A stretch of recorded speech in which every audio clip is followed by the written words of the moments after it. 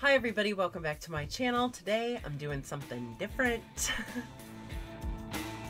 So I thought that I would try something new and different for 2018 and we'll see how it goes. I would like to invite you guys to participate in what I'm reading every month.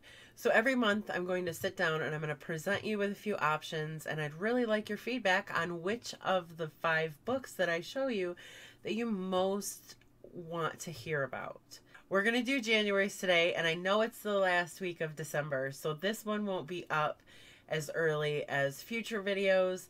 So we're only going to have a week or so in order to tally up the opinions of my subscribers. Comment down below with the book that you would most like me to read and talk about on this BookTube channel.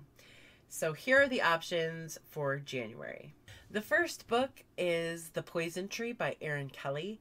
And I got this book at a library sale. It cost me $1, and I picked it up because I had read He Said, She Said by Erin Kelly.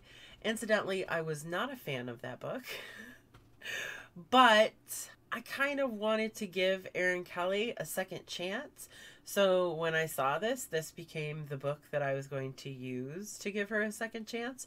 It is the story of a young woman who has lived kind of a conservative lifestyle in London, and when she goes away to school, she kind of gets swept up by this other girl who's lived a more bohemian and carefree life. She finds it very attractive, and she, her new friend has a brother, and they fall into a relationship, and it's just crazy, wonderful drug, sex-induced times until there's a brutal, violent murder. And her new boyfriend is convicted of the crime, spends 10 years in prison. And so this jumps back and forth between the present and the past, where he's out of prison and they have a daughter together, and the past when they were, at the beginning of their relationship prior to this horrific crime. The second option is the book Raveling by Peter Moore Smith, and I got this used from Second & Charles, and I talked about it in one of my Second & Charles book hauls.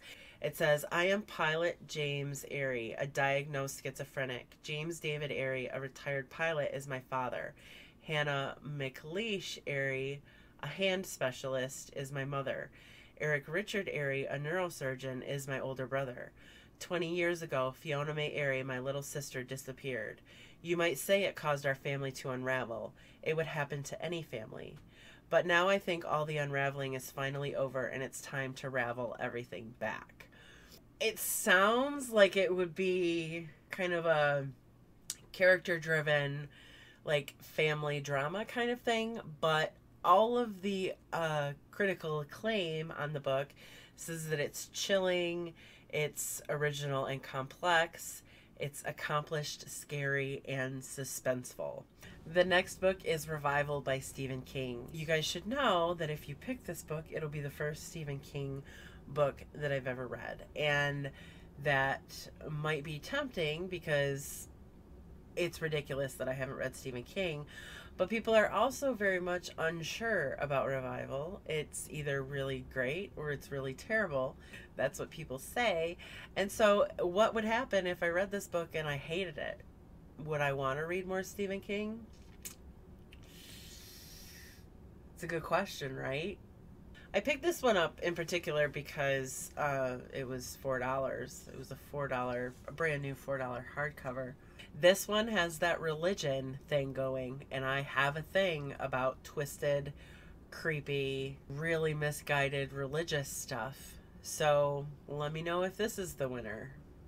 The next book is called The Widower's Wife. This is by Kate Hallahan, and I picked this up from Book of the Month, but not in the month. I picked it up as an extra, and I got it because I was given the arc of Lies She Told by Kate Hallahan, which I really enjoyed, and so I went in search of her other titles and found The Widower's Wife on Book of the Month. It feels like it's going to have a very Sleeping with the Enemy kind of vibe. This woman falls off of a cruise ship, And so people start investigating her murder, but things are not adding up. The husband has an alibi, and there are all these secrets involved. Unfortunately, is referred to as Gone Girl-esque, which it might be. It might be very similar to Gone Girl, but for the love of God, is that the only book that we can compare thrillers to? It's not, so quit it. I don't know. It sounds like something that you guys might like too, with Kate Houlihan having a very recently released book. Just let me know. Lastly is A House in the Sky by Amanda Lindau and Sarah Corbett. First of all, I got this book from the Dollar Tree for $1. I want to read it really bad, but I also don't want to read it. This is the memoir of a woman abducted and held hostage in Somalia. Yeah, she was a television reporter who spent time in Afghanistan and Iraq, and when visiting Somalia, she was abducted. For 460 days, she was held captive, and so this is her memoir.